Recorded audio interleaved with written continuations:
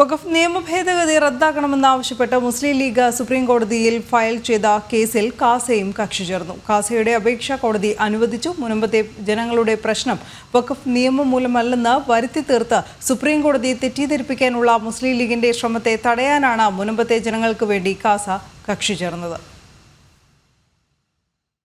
കാസയ്ക്ക് വേണ്ടി advocate Krishnaraj, advocate Tom Joseph എന്നിവർ ഹാജരാവും. വഖഫ് ഭേദഗതി ബിൽ മുനമ്പൻ നിവാസികളെ സംബന്ധിച്ച് നിർണായകമെന്ന് വ്യക്തമാക്കിയാണ് കാസ കോടതിയെ സമീപിച്ചിരിക്കുന്നത്. വഖഫ് ഭേദഗതി ബില്ലിനെ പിന്തുണച്ച് കേരളത്തിൽ നിന്ന് സുപ്രീം കോടതിയിൽ കക്ഷിയേരുന്ന ആദ്യ സംഘടനയാണ് കാസ.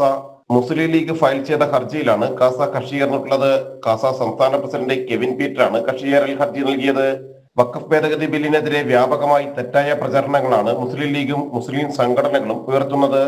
വഖഫ് ഭേദഗതി നിയമം മെയ് 5-നാണ് ഇനി സുപ്രീം കോടതി പരിഗണിക്കുന്നത്.